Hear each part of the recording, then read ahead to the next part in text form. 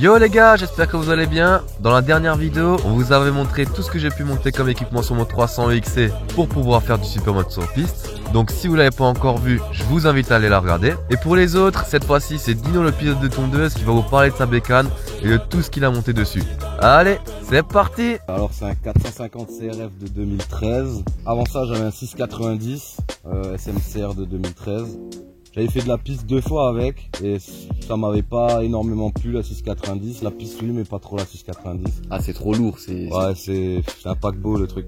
c'est pas fait pour la piste vraiment. Et vous, je vous voyais avec vos bécanes toutes légères, vos vélos et tout. Alors j'ai décidé de changer. Et alors je voulais passer à un vrai super motard. Et moi je suis un amoureux d'Honda et du coup j'ai décidé de prendre un CRF. J'ai cherché un peu sur le bon coin, j'ai trouvé une annonce. Le gars il échangeait un 450 CRF qu'il avait fait homologuer par un garage. Un vrai cross mais qui est fait homologuer. L'homologation coûte dans les 1500 €. Le gars il échangeait seulement contre une 690 et du coup bah c'était parfait. Elle avait une douzaine d'heures à peu près au compteur, donc Comme neuf quoi. Il y avait dessus des jantes de 17 pouces, 17 par 3,5 à l'avant, 5 pouces par 17 à l'arrière. Le freinage était d'origine, c'était pas top, ça freinait pas énormément machin. Du coup j'ai décidé de changer le freinage, j'ai cherché un peu sur le bon coin, j'ai trouvé un kit Béringer, le maître cylindre, l'étrier en 6 pistons, le disque Béringer en fonte. Le tout anodisé rouge. Couleur Honda. Je l'ai payé 700 € d'occasion. C'est un bon tarif. C'est la moitié du prix du neuf. Et j'en suis très content du Béringer. Ça freine très fort si on veut freiner très fort. Il y a un très bon feeling. C'est le top. Au niveau des suspensions, quand je l'avais acheté, c'était d'origine, bien évidemment. J'avais fait une ou deux sorties sur route avec. C'était cata hein. C'était catastrophe, c'était pas possible. Même en arrivant normalement, vitesse normale sur un rond-point, c'était pas possible. Alors bah, j'ai décidé de faire préparer mes suspensions chez Royal aussi. J'en suis très satisfait. C'est une fourche à air. Tous les préparateurs ne savent pas le faire. Heureusement, Royal sait le faire. Ah il maîtrise bien ça. Au niveau des pneumatiques, je suis allé sur du Michelin parce que c'est un peu la base. Il y a quasiment tout le monde qui roule en Michelin et j'en ai eu du très bon retour. Par la suite, j'ai également acheté une paire de roues d'occasion à un collègue qui fait de la piste aussi. Je les ai payés 450 €. L'arrière, c'était du 4,5, mais c'est pas grave, on va mettre des roues pluie dessus. Pour des roues pluie, on n'a pas forcément besoin d'avoir une jante très large. Pour l'avant, c'était du 16,5 par 3,5. Donc le 16,5, je l'ai mis utilisé pour le slick et j'ai mis le 17 en roue pluie. Le tout en disque Béringer. Et pourquoi toi t'as mis du 16,5 alors que d'origine c'est du 17? Parce qu'en fait, la jante est plus légère, donc la moto a plus tendance à plonger dans les courbes, c'est plus maniable et tout, c'est beaucoup plus incisif quand on rentre dans les virages et ainsi de suite. Franchement moi la différence je l'ai remarqué mais directement, j'ai mis la roue, le premier tour j'ai tout de suite remarqué la différence. Bah, la deuxième paire de jantes du coup j'ai mis du Michelin Supermoto Rain, c'est des pneus pour la pluie, beaucoup plus tendres avec beaucoup de rainures pour bien évacuer la flotte.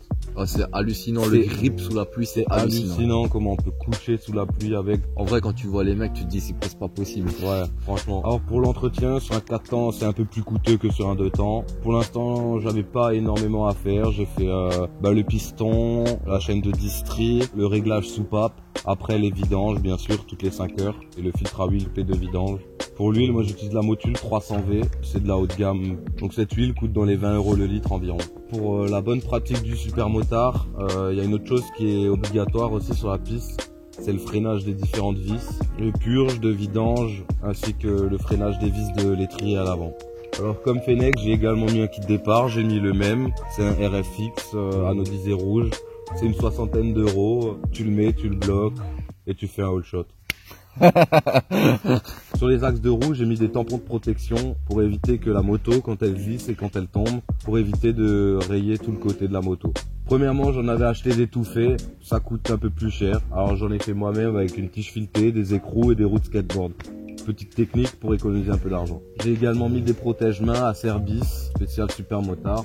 Ils ont une barre en aluminium, des petits plastiques dessus. Ça coûte une centaine d'euros environ. Mais ce qui est pratique aussi, si vous cassez un plastique ou si vous cassez une des barres en métal, ça m'est arrivé, bah vous pouvez changer juste la pièce. Mais franchement ça a une belle gueule hein. Et c'est obligatoire en supermotard aussi. J'ai également mis un sabot moteur de la marque Acerbis. Ça coûte une 60aine d'euros. Et toi niveau transmission t'as mis quoi toi?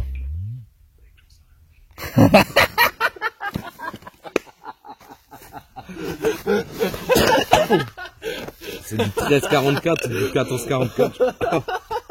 44 DRGC. Pour la transmission, j'ai du 1344 avec une petite couronne anodisée à l'arrière pour le tuning. Et toi, pourquoi t'as pas mis de pot d'échappement, comme moi?